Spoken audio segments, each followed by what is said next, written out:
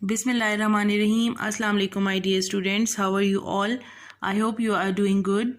Students, we have started our second lesson and I have done the dictation words, words meanings and word sentences. Today we will complete it by doing the question answers. Please open your English copies. First of all, you will write topic.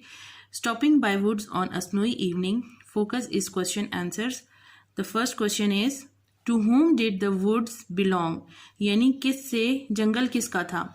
तो the woods belongs to a man who lives in the village. यानी वो एक उस शख्स से belong करता था जो कि गांव में रहता था.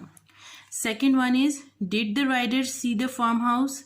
आंसर है no, the rider didn't see the farmhouse. क्या राइडर ने वो फार्म हाउस देखा हुआ था? तो इसका आंसर है कि नहीं, उसने नहीं देखा था. Then the next question is, Why do you think the rider stopped by the woods? आपको क्यों लगता है कि वो जंगलों में जाके रुक गया था?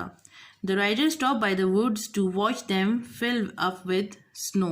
तो उसको बर्फबारी देखना पसंद था, तो इसलिए वो जंगल में रुक गया था ताकि वो स्नो को देख सके. Question number 4 is, what is harness?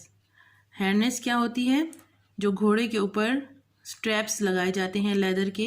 तो the leather straps and belts use to control a horse is called harness. ठीक है, इस तरह आपने लिख लेना है. हर क्वेश्चन के बाद आपने ऐसे डबल लाइंस लगानी है ताकि पता चले क्वेश्चन खत्म हो गया है. Now question number 5 is, why was the horse puzzled? यानी घोड़ा क्यों परेशान था या पजल था, वो क्या सोच रहा था? The horse was puzzled why the man has stopped by the wood. तो वो इसलिए पजल था कि ये आदमी इस वक्त क्यों आके जंगल में रुक गया है. तो ये आपने इसको भी डबल अंडरलाइन करना है. इस तरह से हमारे क्वेश्चन आंसर्स कंप्लीट हो चुके हैं. Then we will do some book exercise. So please open your book, page number 13. These are very simple exercises on your books. First one is working with words यानी suffixes. What are suffixes? Suffixes आपने पहली classes में पढ़े होंगे. किसी भी word के and में कोई वर्ड लगाने से suffix बन जाता है. उर्दू में भी इसको हम कहते हैं साबके लहके. तो ये जो है यहाँ पे क्या है, sometimes we can add suffix y to a word when we wish to use it in an adjective.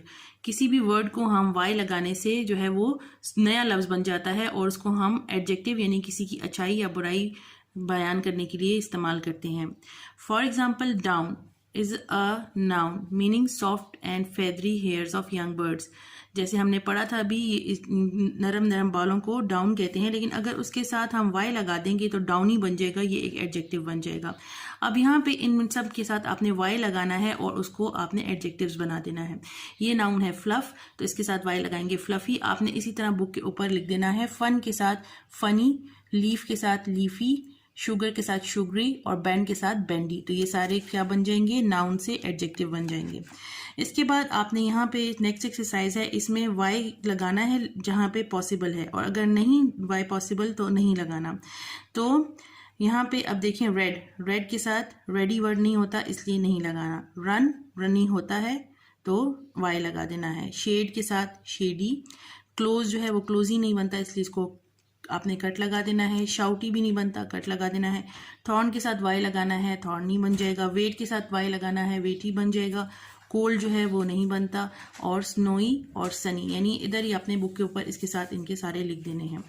इसके बाद नेक्स्ट आपकी एक्सरसाइज आ जाती है और वो है एब्रीवेशंस की. एब्रीवेशन ये है कि किसी भी चीज़ की शॉर्ट फॉर्म जो है वो आपने करनी होती है. कोई बड़ा वर्ड होता है उसको हम जब शॉर्ट फॉर्म में लिखते हैं तो वो एब्रीवेशन बन जाता है. जैसे it's a short form of writing something, usually only the important words have their initial letters and abbreviations.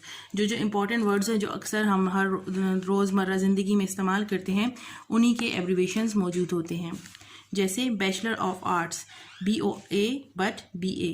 जैसे आपने BA या MA वर्ड सुना होता है, डिग्रीज के नाम हैं, ये सब जो हैं ये इनके एब्रीवेशंस हैं. अब यहाँ पे ये वर्ड्स दिए हुए हैं, इनके हमने एब्रीवेशंस बनाने हैं. जैसे मास्टर ऑफ साइंस, तो ये MSc कहलाता है. आपने सुना होगा कि किसी ने MSc की होती है तो वो क्या होता है, वो मास्टर ऑफ साइंस होता है. हर मैजेस्टी HM. ठीक है, मेंबर्स ऑफ पार्लियामेंट, यानी मेंबर का एम ले लें, पार्लियामेंट का पी ले लें तो मेंबर्स ऑफ पार्लियामेंट बन जाएगा। मास्टर ऑफ आर्ट्स तो ये MA हो गया। फिर school leaving certificate SLC, doctor of medicine MD, trade union TU, doctor of philosophy PhD, यानी किसी ने PhD की हो तो वो क्या होता है, वो डॉक्टर ऑफ फिलोसफी होता है। साउथ ईस्ट, ये दो डायरेक्शंस हैं, इनको इकट्ठा लिखा हो तो इसका मतलब है south east. Bachelor of education यानी BEd, जो अक्सर लोग टीचिंग के लिए BEd करते हैं तो वो बैचलर ऑफ एजुकेशन होता है। फिर राइट द शॉर्ट फॉर्म्स, अब इनकी हमने शॉर्ट फॉर्म्स लिखनी है, यानी कॉन्ट्रैक्शंस है, ये बड़ी को छोटे फॉर्म में करना है। तो IM को हम जब शॉर्ट में करते हैं तो कॉमा लगा के M लगा देते तो IM बन जाता है। हैव नॉट तो हैव N के साथ कॉमा अपोस्ट्रोफी लगा के यूं कॉमा लगा के T लगा देते तो हैवेंट। फिर दे हैव को हम शॉर्ट करना चाहते हैं तो दे HA हट जाएगा और कॉमा लगा के VE लग जाएगा तो दे हैव। VR तो इधर कॉमा लगाएंगे VR, यानी ये शॉर्ट फॉर्म में सबकी हमने इधर ही इसके आगे लिख देना है। कैन नॉट तो कांट बन जाता है। दे विल तो यहाँ पे भी कॉमा लगा के WI हट जाएगा और LL लग जाएगा। शेल नॉट तो शेल के साथ N और अपोस्ट्रोफी T। इट्स तो IT और अपोस्ट्रोफी S। दे आर ये इस तरह फिर अपोस्ट्रोफी RE लग जाएगा। वोंट विल नॉट जो है वो वोंट बन जाएगा। आई वुड जो है इधर से कॉमा ये सारा हटा के तो आई वुड यूँ इस तरह से शॉर्ट फॉर्म में लग जाएगा। और शी विल जो है WI हट के तो इस तरह से आपने ये बुक में ये सारा काम इसी तरह बुक के ऊपर ही लिख देना है। So that's all for today students. इंशाल्लाह I will continue in the next class. See you soon. अल्लाह हाफिज़।